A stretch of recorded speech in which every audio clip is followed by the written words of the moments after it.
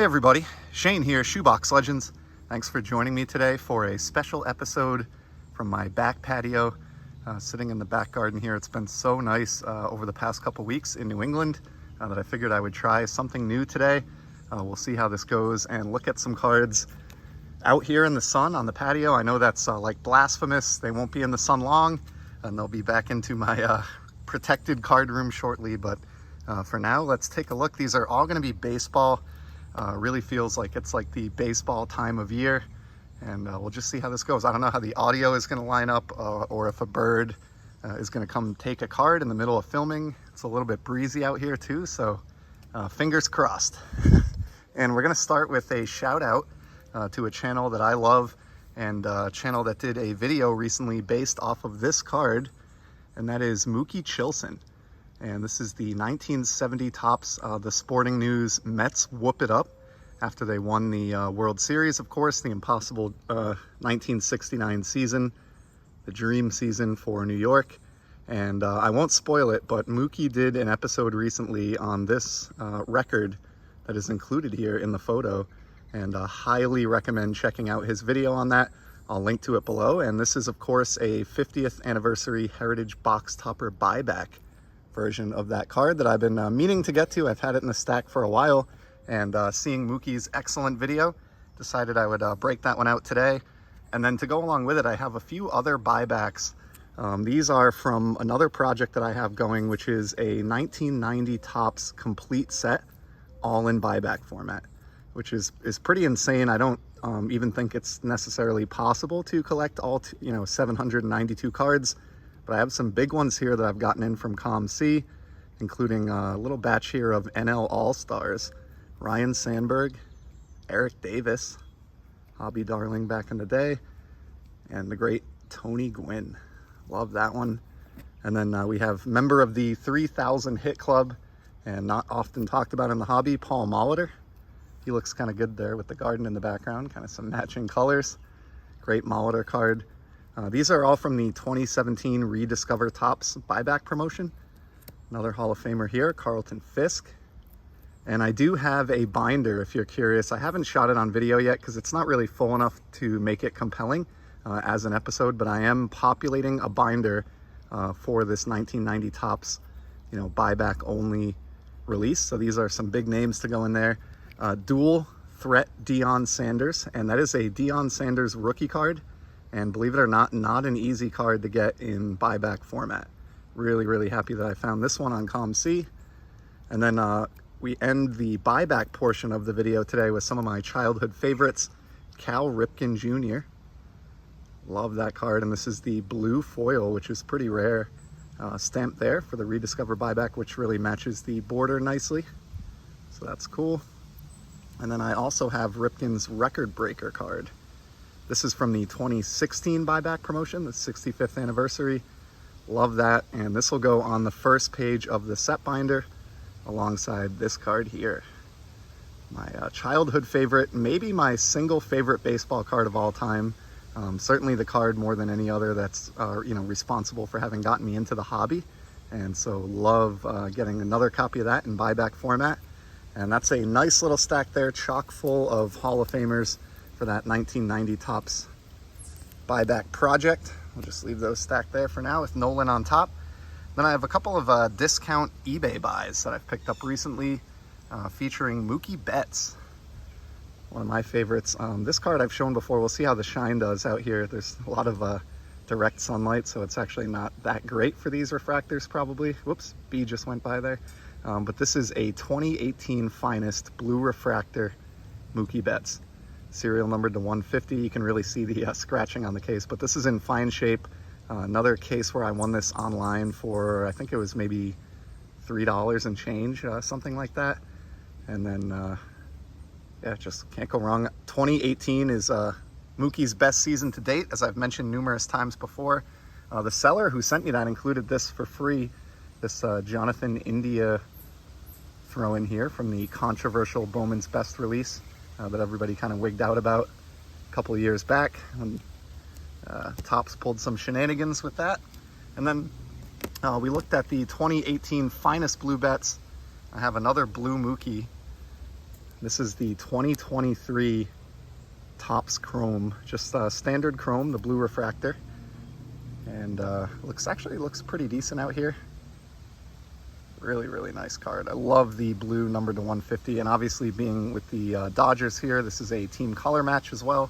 And you know what? We're going to free this card from its protective casing here, because I don't think we're getting the best possible look at this with all the light. Let's take a look at this card en natural, as they would say. So there we go. That is a beautiful, beautiful Mookie Betts card there.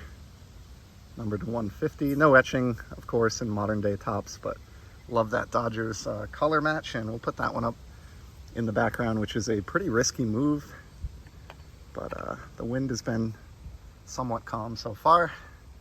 Transitioning off of eBay pickups, I got a recent COM-C delivery in, and Mookie Betts is a good transition here because I had a couple of cards of his in the order, and this is one that I got a couple of copies of, the 3D Topps 2022 Mookie Betts. This is the last year that they did this program. They abandoned these for the year 2023, sadly.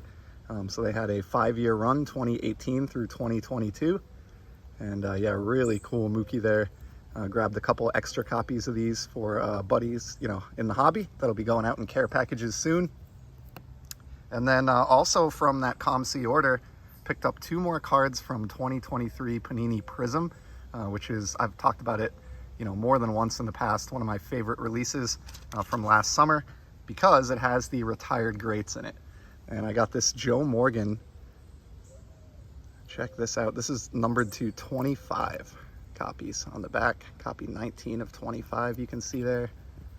But just beautiful. It has that kind of tracks or mojo effect going on, but amazing etching in this release. Just love that Joe Morgan. So that'll go into my Z folio where I'm storing some of these Prism cards. And then I got one for the Negro League Z folio that I'm working on this year as well, the Buck Leonard.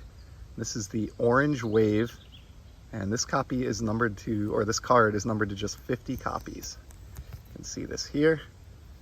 This is copy 38, looks like, of 50. A little tough to see in the sun. But I already have the cool Papa Bell of this, and he's the only other Negro League player on the 2023 Prism checklist. So both that card and this card will make it into that particular Z folio for my hobby goal this year. And then one more from my COM-C order, and then we're going to look at a couple of graded cards to close it out here. Crumple that receipt. And this is a player who's been all over the hobby news lately, and the, you know, I guess the world of sports, regular baseball news. Josh Gibson, did a whole episode on him recently, and had picked up this project card, which I had never acquired previously. I got this about probably 6 months ago now, but just had it shipped, or just received it in my latest shipment that I got in a couple weeks back. So love that card, of course, done in the 1972 Topps design, or inspired by 1972 Topps anyway. And I don't think any of these base project cards are, you know, all that scarce or expensive, but they're certainly pretty popular, as is everything Josh Gibson in the world of sports over the last couple of weeks. And yeah, the lighting for the background cards is a little bit tough here, but still working out okay shooting out here. I'll get these cards into the sun shortly, don't worry. But let's finish off with 2 graded cards to close out the episode. They're both modern, and we'll start with this one. I was kind of blown away to get this for the price that I did. This is the 2020 flagship Shohei Ohtani, the gold parallel, of course, always serial numbered to the year of release. So this is numbered out of 2020, copy 619 of 2020. I don't know if you can hear that, but the Wrens are big fans of the gold Shohei. But anyway, I got this in a PSA 9, and I won this at open auction for $12, maybe about a month ago now. So pretty unbelievable, especially with the season that Shohei is putting together. So happy to win that one at a discount. And then we close it out, final card in today's episode from 2013 Topps Heritage. Got the Max Scherzer Chrome Refractor. And again, not, you know, the lighting out here, not necessarily ideal for refractors right now, but that is gorgeous. Check out that Scherzer. Love that background effect, which they did not do with the Heritage refractors this year. They are more of a flat effect. So I hope that was just a one and done and we get that back next year. If you're listening, Tops or Fanatics, but great Max Scherzer here. And like the Shohei that we just looked at, this was had for under $20. I think it was even under $15. Already graded in a PSA 9. I love Max Scherzer. Should really do an episode at one time just on all the cards that I've picked up of his kind of randomly over the years. One of the best pitchers of his generation, and happy to find this one and be the winning bidder. So that's the last card for today. Really appreciate you joining me here from the backyard garden. If this works out or looks okay or sounds okay, maybe I'll do some more shooting out here over the course of the summer. Just trying to take advantage of the weather, and it felt like a perfect backdrop to look at some baseball cards against. So thanks for tuning in for this one. I'll be back soon, as you know, and until then, enjoy the hobby, everybody. See ya.